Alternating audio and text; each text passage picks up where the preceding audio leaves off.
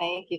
At first, I'd like to introduce our speaker this evening, who will be training us on Vice President of Membership for this particular club officer training. We have Arturo Arboro, who is a Toastmasters and been with Toastmasters since 2013. Arturo has fulfilled almost all of his club officer roles, also been an area director 2 times, division director, as well as a club extension chair, as his responsibility was most important as the district's marketing strategy, qualifying, managing, and tracking leads. As District 34 Club Growth Director, together with his team, they were able to charter 29 new clubs, a 10% net club growth, and achieved excellence in club growth.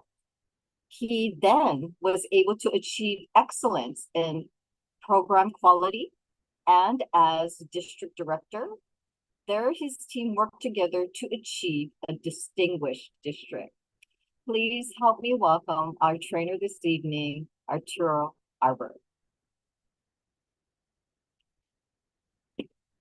Thank you very much for that introduction, Shirley, and thank you everyone for being today with us in this Vice President of Membership training for District 49, or as I like to call it, Build Membership, Change Lives, which is another way to understand this very important role.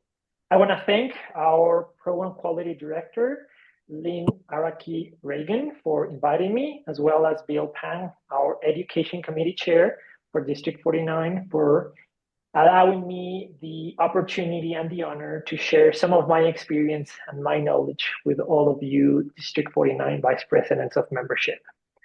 So let's start with some introductions and a very brief instructions so that we can have the best possible training for today's Vice President of Membership Officer training.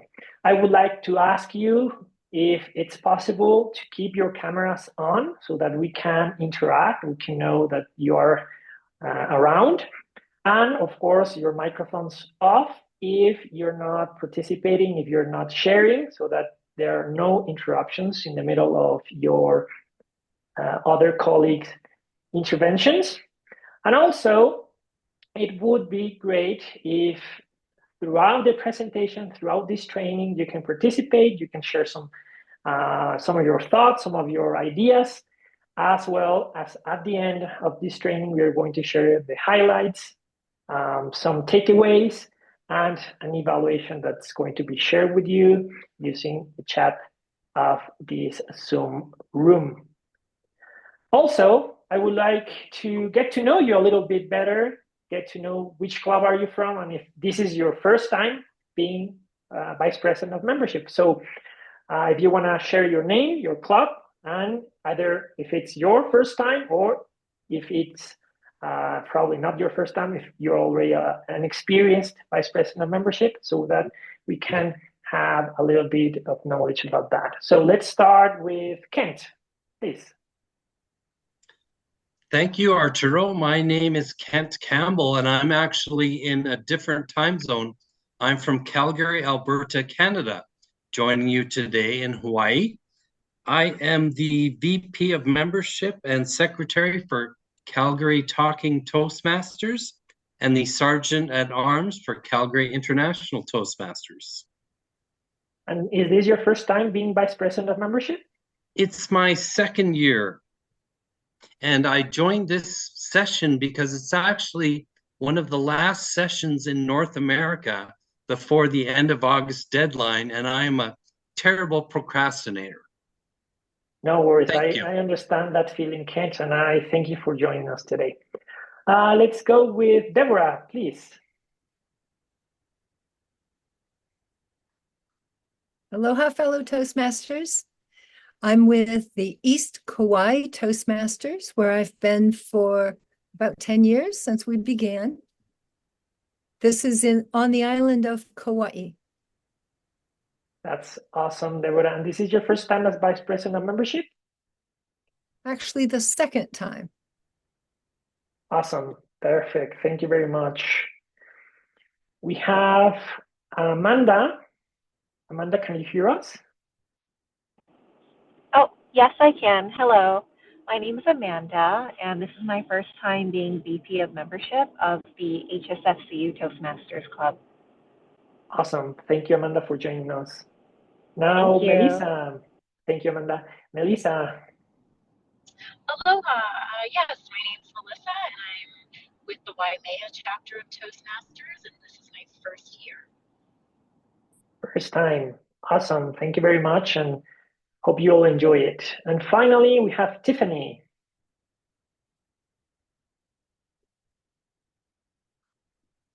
Let's see if Tiffany can hear us, and if not, we'll ask her later on. Nope. What is she saying? My iPad seems to be blocking my microphone. No worries. If you want to share with us your club, and if this is your first time, War Transformers. Awesome. Thank you, Tiffany. And second time as Vice President of Membership. Awesome. Thank you very much. And we have our Program Quality Director. Would you like to introduce yourself as well? Hi, I'm Lynn Araki Regan. I serve as VP of Public Relations in my club, but because we're having an open house in a few weeks, I thought I'd jump into this break room to learn more about growing our club. Thank you. Awesome. Thank you very much, Madam Program Quality Director. And of course, you already know our amazing Zoom master for today, Shirley Watanabe. She's going to be helping us with the Zoom and with the recording and the technical difficulties that we may encounter. So thank you. Thank you, everyone. Thank you, Shirley. And if I'm not missing anyone, I would like to go ahead and ask you something very important, which is for your specific role, what would you expect as Vice President of Membership? What is that goal, that specific growth, that specific ability that you'd like to develop during the next, we have 10 months left for this program year. What would you like to achieve? And also, you have any successes as for those that have been Vice President of Membership the previous year, or any challenges that you'd like to share? That would be awesome. So if you can share with us using the chat Zoom, or if you want to raise your hand and share it with all your voice, that would be also amazing. So who would like to start to share? What are your expectations for this year? Let's see some hands. Go ahead, Madam Program Quality. I would like for the clubs that I belong to receive the Smedley Award. So that means 5 new or reinstated or dual members. I'm really hoping through this open house that we have in a couple weeks, we'll be able to achieve that goal. That's great. And as you probably know, or if not, we'll share it later on. We have new goals, you have new things to achieve. And of course, having that very specific goal in our minds allows us to plan more effectively and, of course, build a path to success. So thank you for sharing that. Amanda says, member growth and retention for everyone to have fun. That's an amazing goal because, of course, we are here to become better versions of ourselves, to allow other people to have that same opportunity of personal development, and of course, if it's possible, to have fun during this adventure. Someone else that would like to share? Maybe you, Kent, would you like to share? What are your expectations? What are your challenges? I would like to retain the level of membership that we have. So we have 25 members. I'm in 2 clubs. One has 25 and a regular high attendance, and the other club has barely enough to get by, where we have to combine the grammarian and the counter role. We're lucky enough to be in downtown Calgary, and we're number one when you Google Calgary Toastmasters. So I can't take a lot of credit for that, but being number one on when you Google it, Calgary Toastmasters is very helpful.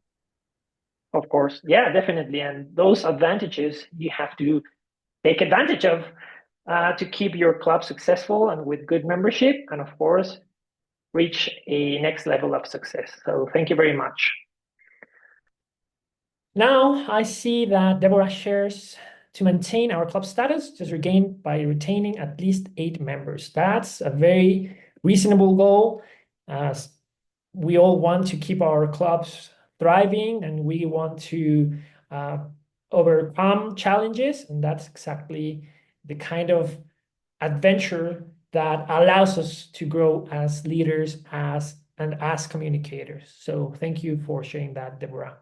Now, I always like to start this kind of training with a question.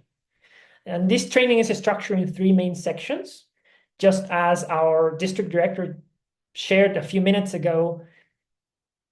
Why, what, and how? These are the 3 main questions that you are going to ask yourselves during the program year about the role of Vice President of Membership, about how to keep your club healthy. And I'm here to share some of these answers and to help you find those answers for your specific club situation. So now, the first one is one that our district director already shared with you, that you have to answer to be a successful Vice President of Membership, which is to have clarity on those 2 is going to allow you to simplify your role as Vice President of Membership. Why are you here? What is that keeps you paying your dues? What's inspiring you to attend your club meetings? What is allowing you to bring new members to your club? And the second very important question is, what are your members here?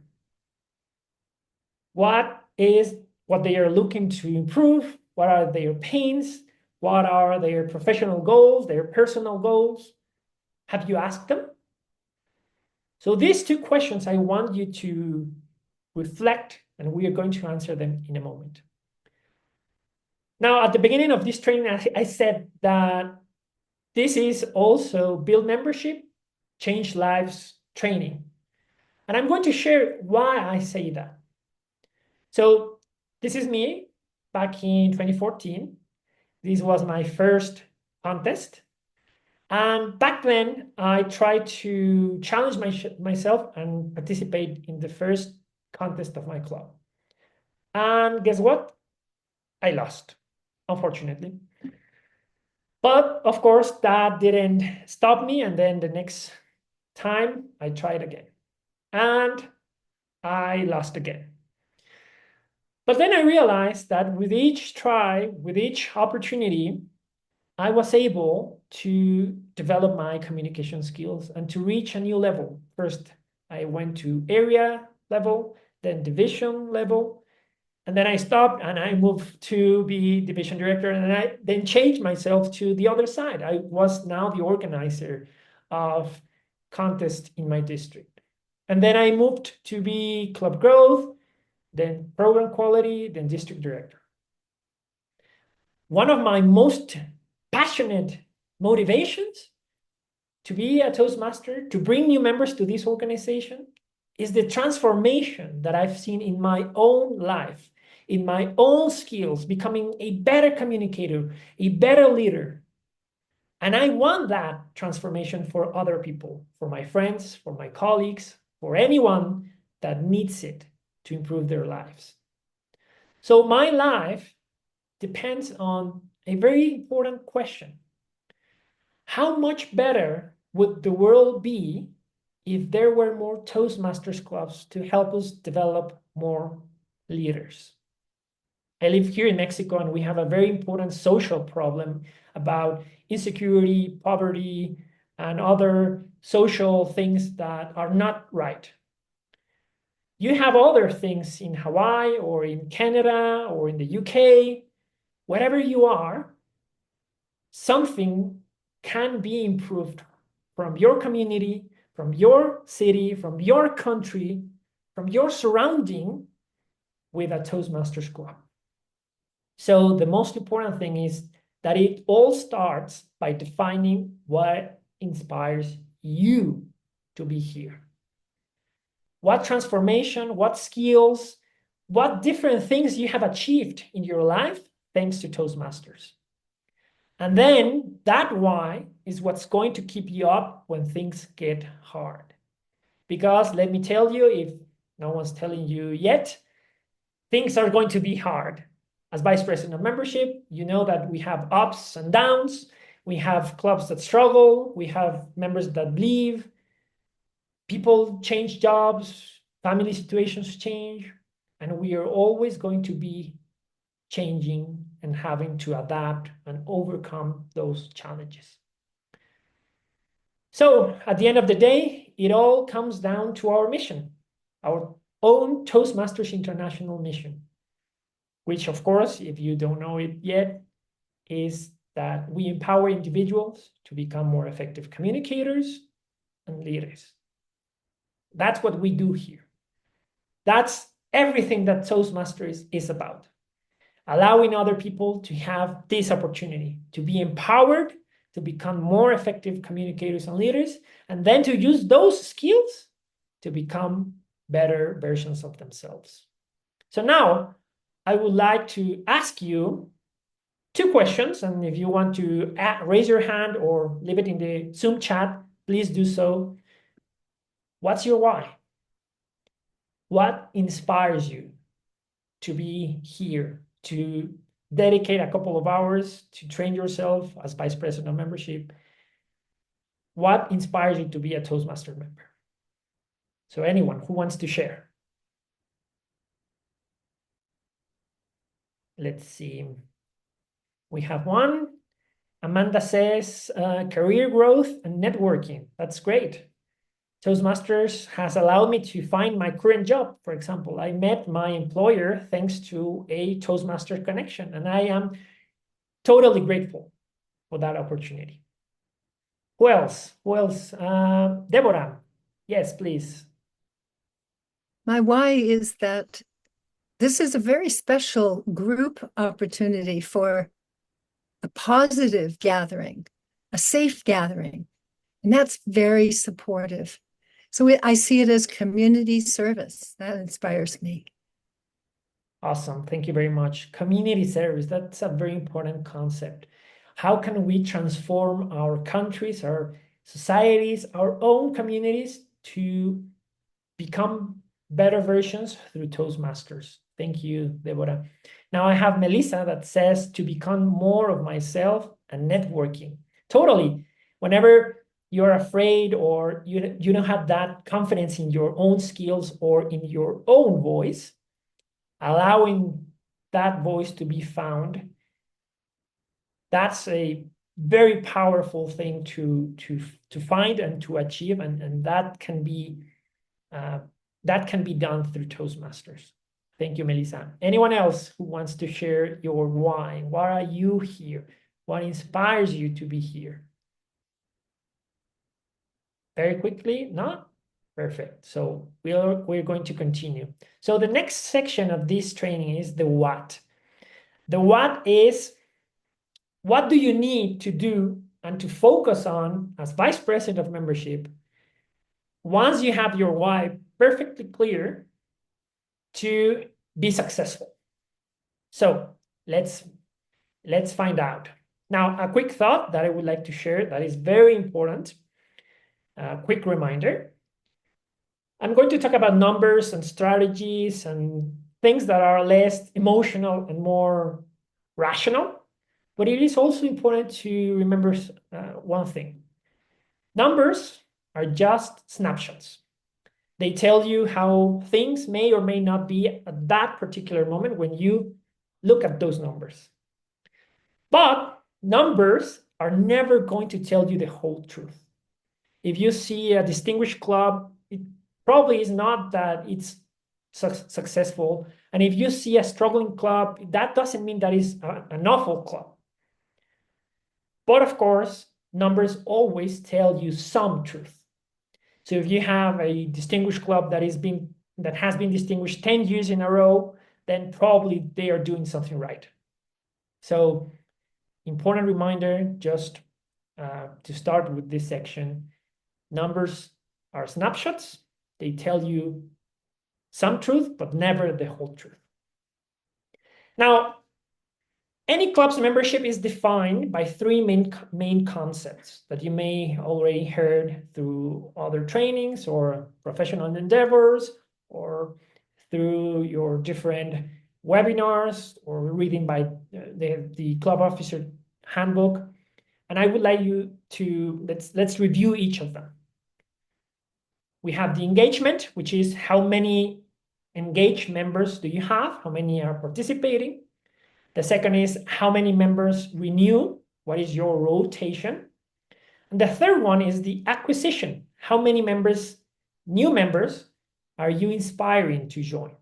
So these three concepts are very important: engagement, rotation, and acquisition. And we're going to be talking about these throughout this training, so bear them in mind. The first one is engagement. How can we measure engagement? Anyone who would like to share with me? How do you think we can measure the engagement of our members? Very quickly, want to share. They volunteer to take roles in the next meeting. They volunteer to take roles. Perfect. Thank you, Deborah. We have attendance. How many are they going to the meetings? Of course, that's like the most basic one. Another one. Engagement. Pathway level completions. Exactly. How many are they using our education program? How many are they presenting speeches, or how many are they clicking around Basecamp? Volunteering for roles, Melissa shares in the chat. So yeah, exactly. So how many members actively and routinely participate? My advice, for example, my experience tells me that for a 20-member club, at least 40 members participating, 70% participation, is a good enough percentage for a good engagement on your club. If you have less than 70%, then something has to be done. Another question: how committed are your club leaders? Are they participating? Are they presenting speeches? Are they having club executive committee meetings? Are they participating in district events? Do they have the club success plan? You are, at the end of the day, club leader. So you have to give the example to the rest of your members by being committed, by being engaged with your club. And a third question is, how many prepared speeches do you have per meeting? As our program quality director said, my advice, my recommendation is that for each hour of your meeting, at least 2 speeches. So if you have a 1-hour meeting, 2 speeches. If you have 2 hours, 4 speeches, right? This is just my recommendation, but this is a way that you can measure how engaged are your members. Second thing, how members renew. And again, how can we make sure members renew? Who wants to share? How can we make sure that our members are renewing and they are like investing in their Toastmasters careers? Let's see who wants to participate.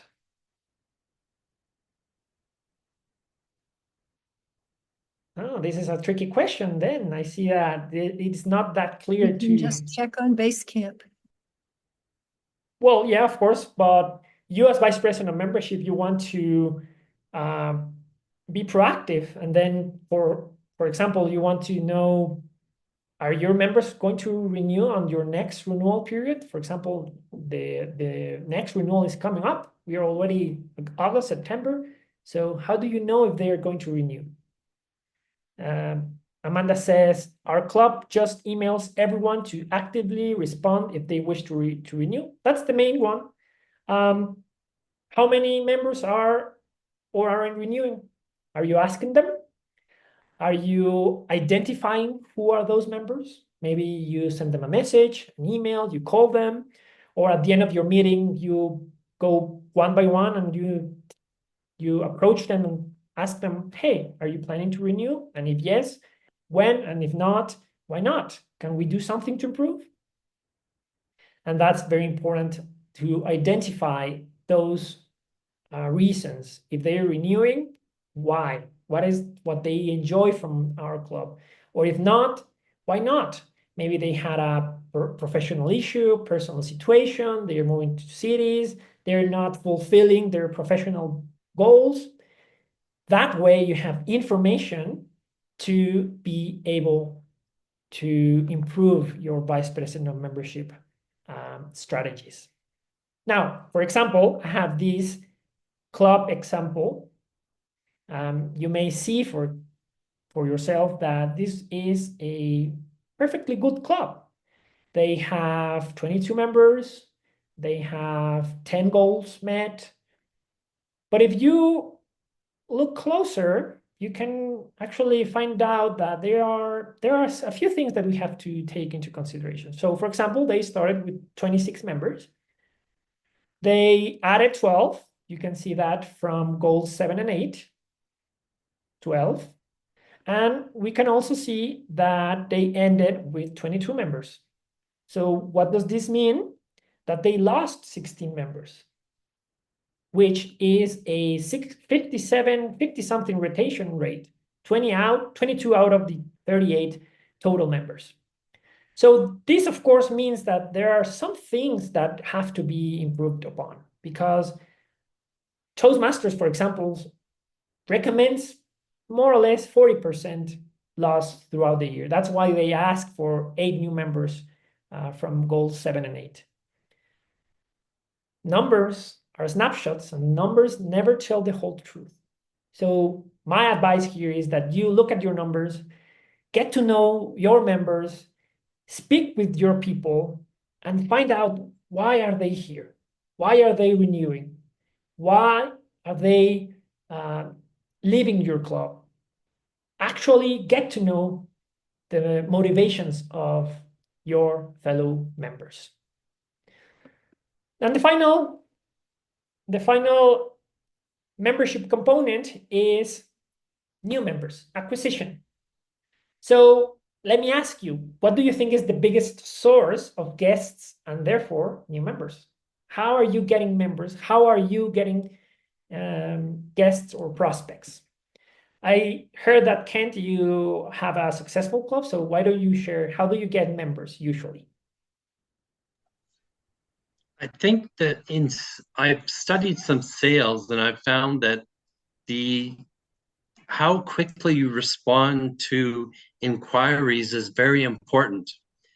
There are statistics where if you respond to inquiries like in 1 minute or 2 minutes, now I know that's a very ambitious thing, but there is a correlation between how quickly you respond to inquiries, because people, they have very short attention spans. They might be interested in joining at one day, and if you leave it till the next day, they might not be interested, or their interest might wane. So I think responding to inquiries quickly is important. And I know that we all have limitations and we're not available 24 hours a day, but I think that we should do the best that we can to respond to inquiries in a timely manner.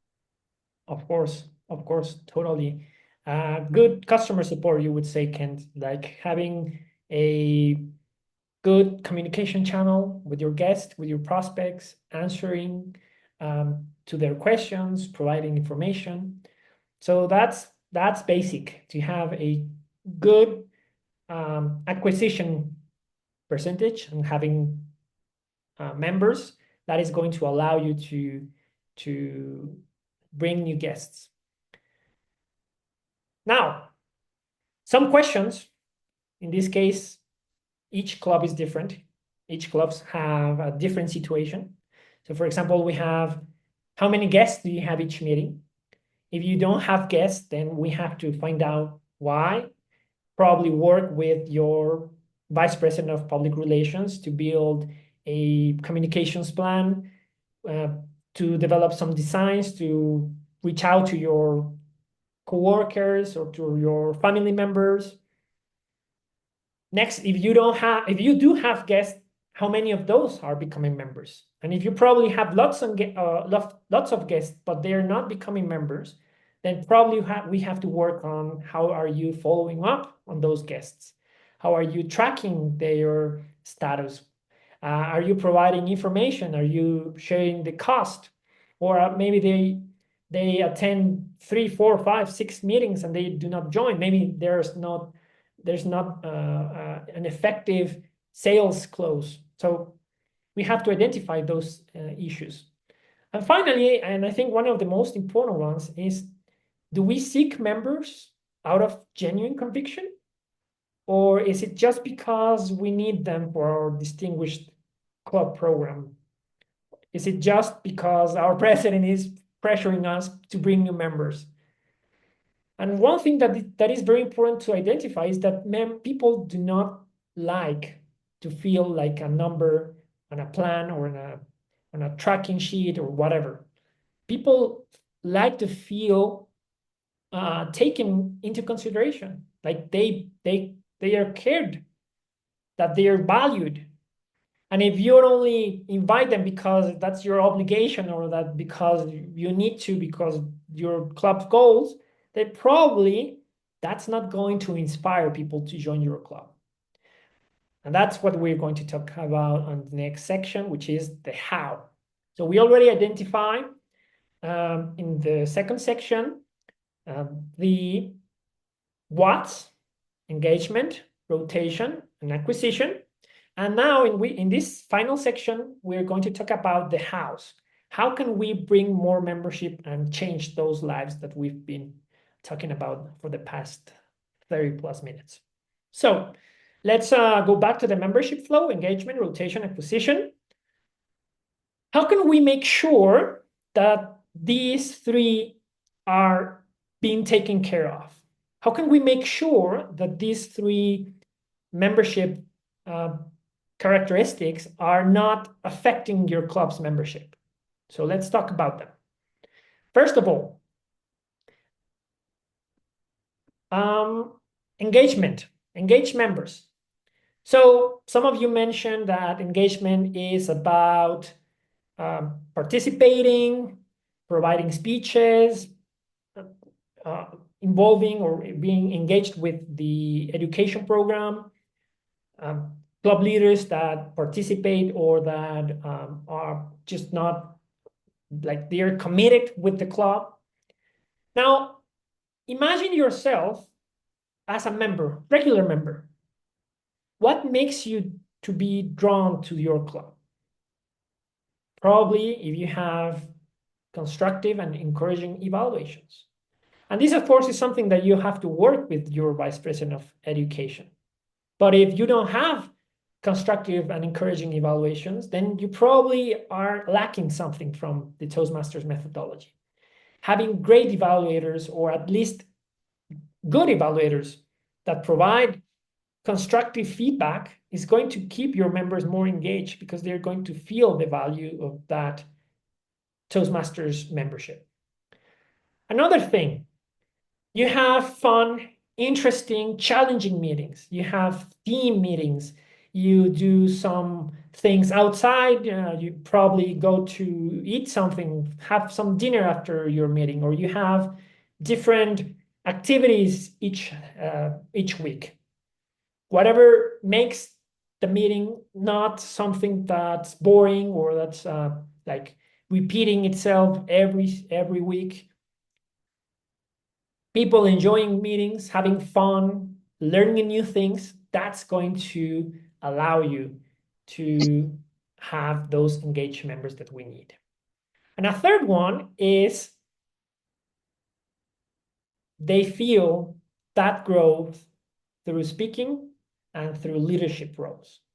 So as I think Deborah said, if they participate, if they do grammarian, timer, accounter, if they do general evaluator, it's less likely that they're going to not be engaged and not renew, and it's less likely that you're not going that you're going to lose your members. So at the end of the day, engagement is achieved when your members are getting value from what they signed up for. That's a very important idea that you have to focus on. Now, second thing, why members renew? Some of the things that you already said, when they feel that they are part of a club or a team, when they feel listened, when they feel that they matter, some of the things that make people feel like they belong. Also, as I mentioned, if they get value from what they're paying for. And a third one, where an authentic connection exists. So let me tell you something. One of the most successful, or most of the most successful clubs that I've seen in my district and other districts are those that are able to take the relationships between each member outside of their club. If you achieve friendships outside of your Toastmasters club, your membership is going to grow exponentially. Because, tell me if I'm wrong, it is way harder to leave your club if your club is your friends, your confidants, if it's people that you trust, compared to if they are just strangers. If they are people that do not care about you, they only reach out when they need you to renew, when they just stick to the 1 hour meeting and that's it.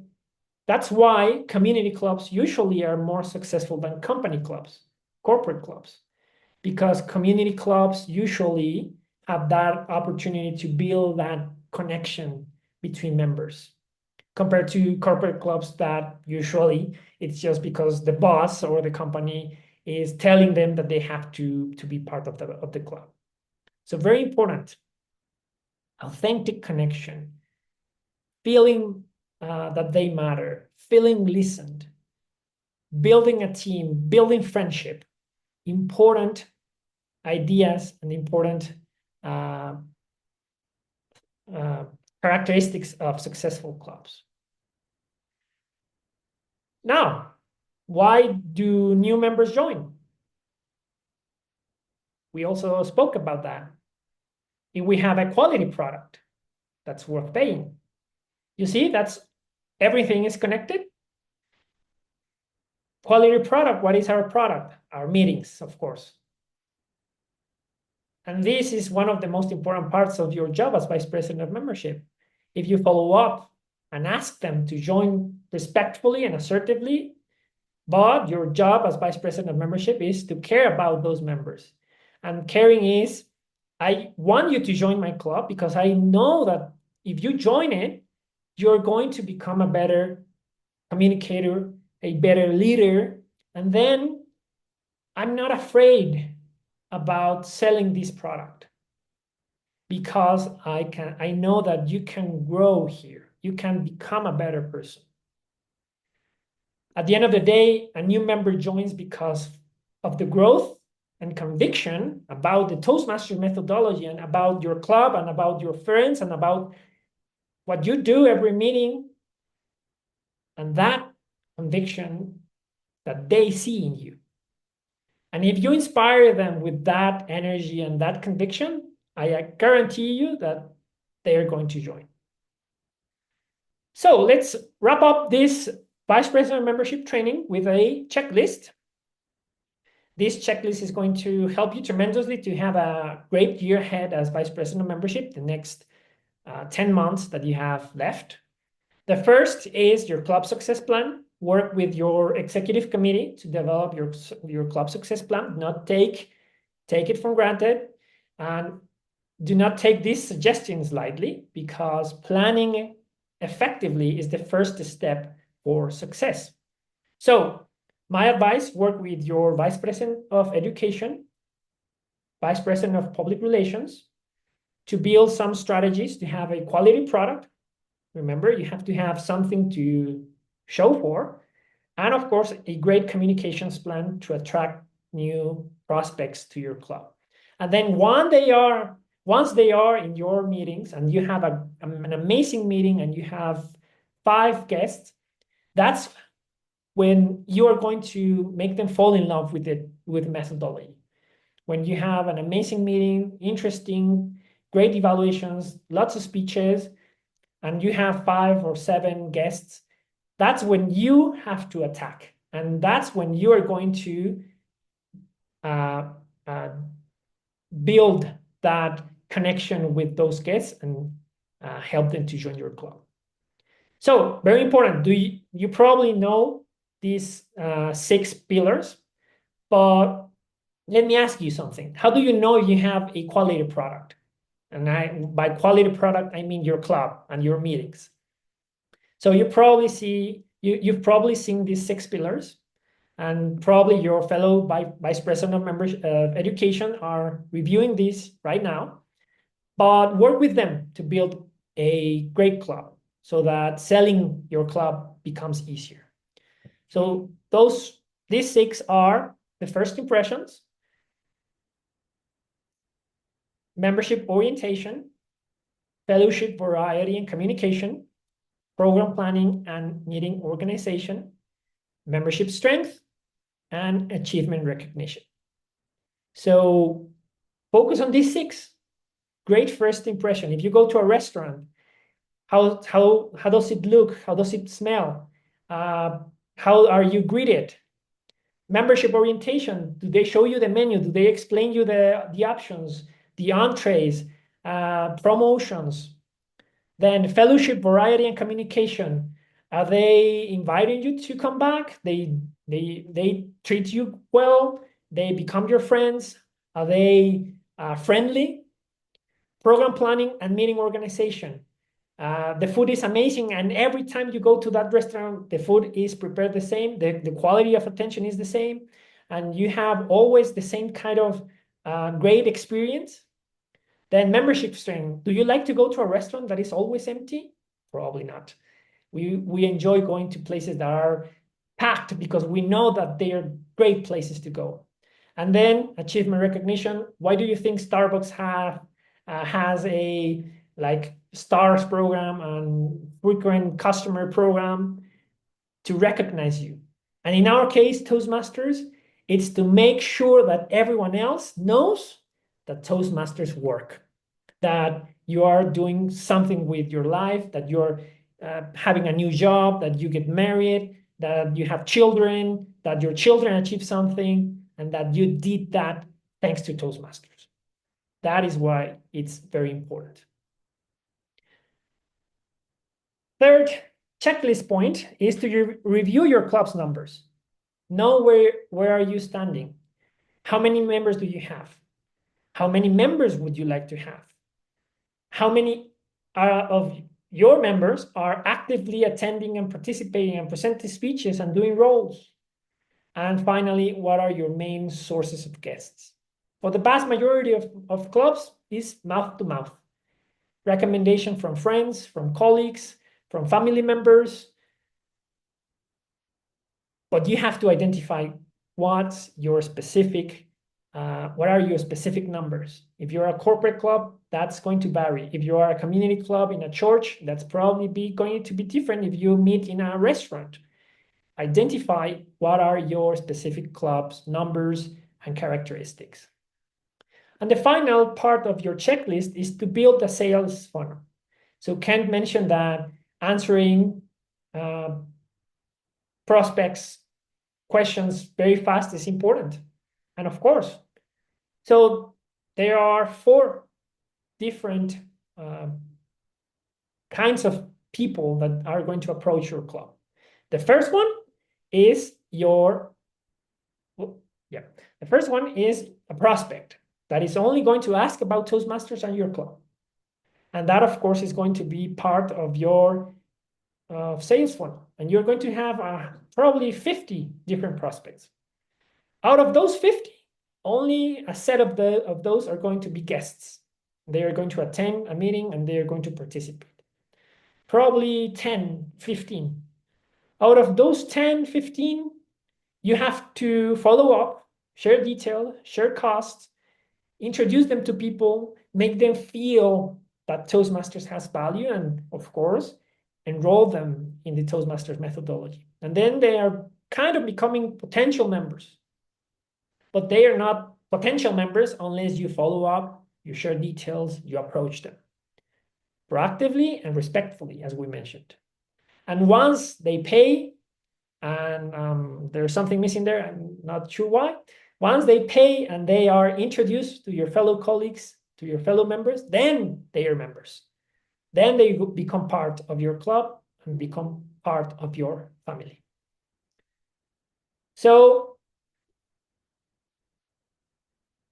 this is all for this training. I would like to see if you have any questions.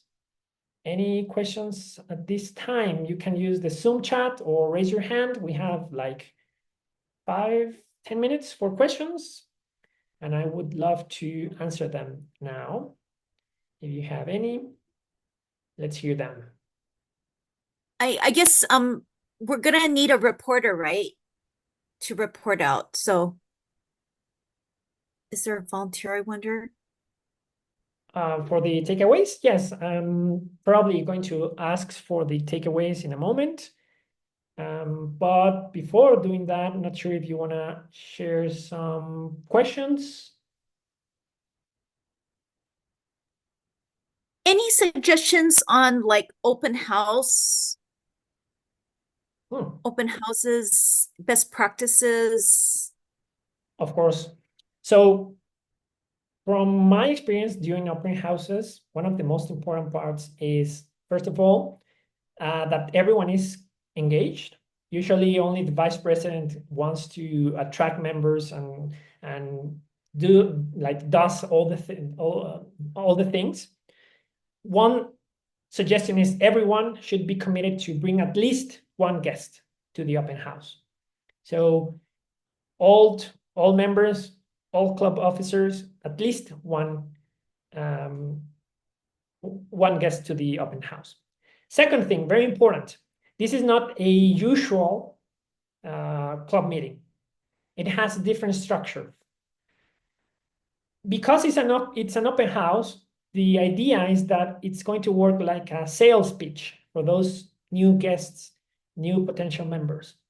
So usually what I do is I have a small 10-15 minute section at the beginning where we explain how Toastmasters works in terms of speeches, pathways, club roles, meeting roles, and that sort of thing, so that people understand what are they getting into.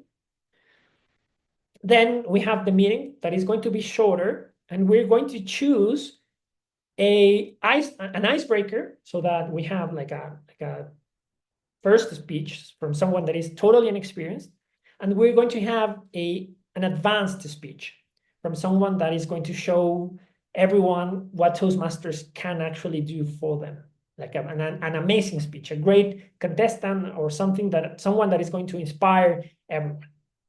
And then, of course, as I mentioned, we're going to have amazing evaluations. So we get some people to do grammarian, timer, prepared speeches, evaluations that you know that they are great evaluators.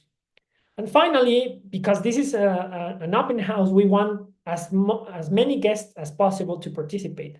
So we're going to allow them to participate in table topics so that they feel that thrill and that excitement of the adrenaline of being in front of an audience and having to participate. Of course, being careful, because not everyone always wants to participate, but for those that want, it's always a great opportunity to get to know how Toastmasters works. And the third recommendation is at the end of the meeting, we have a Q&A section to answer any questions from our guests, and also to ask them if they are willing to join. And this is like a kind of proactive approach, but we do want to know who out of those guests that attended the meeting, are willing to join the club. And then, of course, the vice president of membership, it's going to jump right in, have contact information and follow up, and they are willing, they can join right there, open Club Central and take their credit card and make them to join the club. But of course, this is all part of a greater project of having guests from all members, having an amazing meeting specifically geared to an open house kind of style, and then at the end of the meeting having this Q&A and sales kind of section. Hopefully that helps for your open house, and we would love to know that how successful are you, Madam Pro Quality. Tiffany is asking, how would you talk to people who are interested in the club but hates the table topic section? Oh, that's a great question. So usually I always do two things. The first one is to ask why they hate it. Maybe they are scared. Maybe they are not comfortable answering table topics questions. They are not yet prepared. So the first thing is to be empathetic with those people, to identify why are they not comfortable with the table topic section. And then by changing the narrative, by explaining how is the table topic section help them to improve on their fears, on their communication skills, on how table topic section is going to allow them to become better communicators, better leaders. And it's usually a matter of changing a perspective. If you first identify what's bothering them, and then explaining how this section is going to help them with that specific fear, it's usually easier to convince them to participate, or at least to give themselves the chance to participate in future sessions. Let's see, one final question, and we'll move on to the takeaways. Any other question? Or if not, I'm going to feel very proud because I explained everything very, very nicely, and, and that's great. But hopefully we have one final question or not. I don't see any, Madam Zoom Master, I don't think there are any questions, right? Okay, perfect. So let's move on to the takeaways, which of course is, what are you taking back to your club? What are you taking back to the main session, of course? What did you learn? What would you like to try now for your Vice President of Membership role in the next 10 months? What are you excited about? 3 things, 3 takeaways from this training. And of course, we'll need a spokesperson to share them back at the main room. So who would like to share it? Would you like to give it a try, Kent? We have, my club, I don't think we have experimented with an open house. So that is one main takeaway, is that we could try to have an open house to attract new members. Okay, open house. We need 3 takeaways. So any other that you would like to share with us? Anything else that you learned today that you'd like to share with the team back in the main room? And everyone. Is Yes, that question for everyone or just for me? For everyone, but if you want to share it Okay. out loud, that would be great. Well, I think I'll give the other people a chance. Okay. So Deborah, Melissa, Tiffany, Amanda, and of course, Madam Pro Quality, would love to hear your takeaways. This is Melissa. I think it's really important. It was a good reminder to remember our why as to why we joined Toastmasters, and to share that with others that we're trying to recruit, because when we stand firm in our own conviction, it's easier for other people to see the value in what we see value in. Awesome. Thank you very much. That's very important. That conviction on our own purpose and in our own why, so that we can communicate that emotion to other people. So definitely a very, very nice takeaway. Amanda is sharing all members what they want to see happen in the club. Of course, our members are our customers at the end of the day. So focusing on their needs, on their wants, on their pain is going to allow us to have more engaged members, to decrease rotation, and of course, engaged members, happy members are going to usually attract new members. And also perhaps to have a more business focus or fun activities at meetings, of course. Now then, let me tell you something. Each club has its own style. So don't try to adapt your club to a style that is not yours. But yeah, every once in a while is great to have different meetings, different kinds of activities. I don't know, shake the routine a little bit. Tiffany, would you like to share? What takeaways are you taking back to your club? Or I see Melissa. I think Melissa hasn't shared. Melissa already shared, yes. Tiffany and Deborah. Let's see if they want to share. My takeaway is to educate myself on how to present the method to join. Know the cost, since we are always Zoom, because we involve people in 3 time zones, to be up on the new way that a new member can actually join directly on the website. Of course, definitely.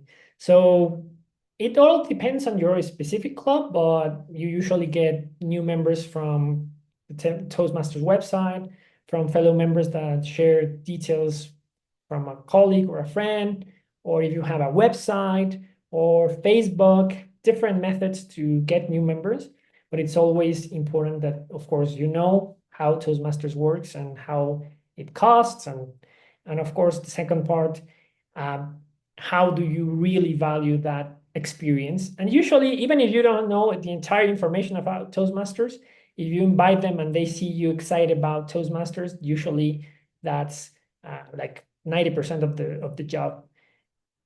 So thank you, Deborah, for sharing that. And Tiffany says, adding value to each meeting to keep members interested and help retention. So of course, what is the value of our meetings? Evaluations, speeches, participation, table topics, pathways, being on time, having an agenda, having fun meetings, having interesting meetings. That's our value. And if we are able to achieve that most of the times, I'm not saying 100% of the time, but most of the times, then you're going to have a successful club. So, Madam Pro Quality, would you like to share your takeaways? I really like the why. We have to know why we're in Toastmasters, why we joined, why we continue to be passionate about Toastmasters, and be able to convey that. If we feel that passion, and we can, the way we talk, the way we promote Toastmasters, I think people can feel our passion, and that can really positively impact someone and inspire them to join. So I think understanding the why, as you mentioned very articulately. So, and then another thing is, one thing I need to remind myself is that we're so interested in meeting the goals of the club, meeting the goals of the district, that we're like, I know I'm like really about like meeting the numbers, and I don't want to it's important not to come across that way, like as if I'm like a salesperson that needs to meet a sales quota. I don't want to convey that feeling or image. So that's really important to be mindful of that. So appreciate your sharing that. Definitely. That's a very important one. And this is true not only for Toastmasters, but to any salesperson in general. Usually we see ourselves, and this is something probably that salespeople are blamed for, are to blame for, but it is possible that there are people that are not suited for Toastmasters. And instead of trying to make them join your club just because you need members, it's probably better either if they want to or they need to visit other clubs or join another club, or if they are not suited for Toastmasters, probably it's not for them at this moment. And that's a very important distinction. We are here because we believe in Toastmasters and we believe that Toastmasters can do great things for us. But that's not necessarily true for everyone. And we have to be mindful of that. We have to identify that and we have to respect that. It is not selling a membership just because we need members, but because we believe that it's going to help those members to become better versions of themselves. So, very nice. Who would like to be, well, before moving back to the main room, I would like to ask our amazing Zoom master of today, Shirley, would you like to share any takeaway? Did you learn something? I'm not sure if you are vice president of membership, but hopefully you also can share something with us. Thank you for asking. I have served as the vice president of membership. And thank you, Lynn, for reminding us that when we do recruit and we want to, oops, sorry about that, and willing to promote Toastmasters, it's really about building that relationship with that new guest to become a member, but really it's their goal. And hopefully, if they do join, that this particular organization is about self-paced and we give support, we nurture them, and we want to see them become successful. Totally. And so, yeah, and for at this point in time, yes, we do want to make sure that we do recruit, but at the same time, like Kent was mentioning, it's also about retention, making sure that we also take care of the members who are currently in our clubs. Yeah, definitely. And it's as I mentioned that we care about people. Numbers are secondary. Numbers are going to fall if everything else falls. But if we do not care about people, it's going to be hard that that numbers follow suit. So having great meetings, caring about people, actually believing that Toastmasters works for them, and selling Toastmasters out of true conviction is going to give you 90% of the work. Because everyone can tell you how to sell and how to do marketing and how to do Facebook campaigns and stuff. But if you then have bad meetings or you do not build a good relationship with those guests, or if you do not follow up, you can have 1,000 guests in your club and they are not going to stay. Or if they stay, they're going to be 6-month members and they're going to leave. So this is very important. This, all of these things that we've talked about are necessary to build a strong, healthy membership that not only is going to attract new members, but also is going to keep those that are already members to keep renewing and being engaged with your club and the methodology. So let me ask you, Kent, would you like to be our spokesperson for the main room to share some of the takeaways? No, sorry, not tonight. if someone else could do it, I would appreciate it. No worries, no worries. Let's see who would like to share the takeaways with our main room. Let's see who else is around. Maybe Deborah or Melissa. Are you around?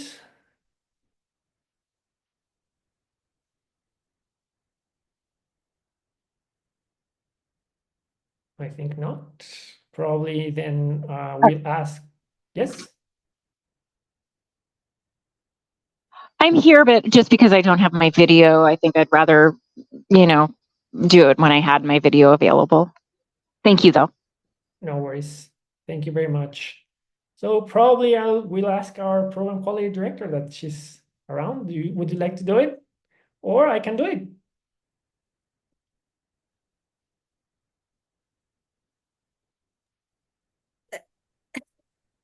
I feel bad because I'm not even an officer of, I don't even serve as a BP membership officer, but No worries.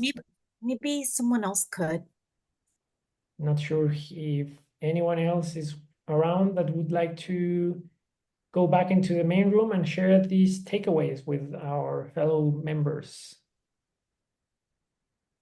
I saw Deborah very participative before. I'm not sure if she's left us. You want, I can report, but what were the three again?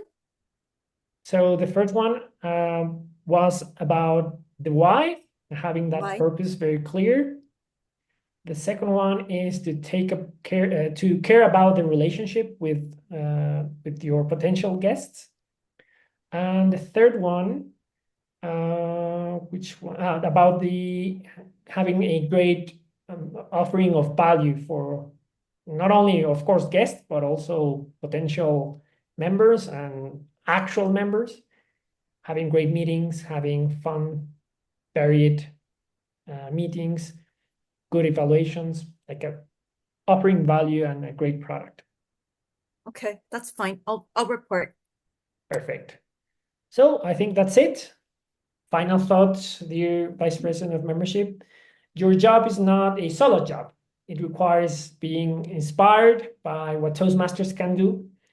It requires knowing how your members and your club is doing, how many members you have, how many attend, how many guests are you bringing in every meeting.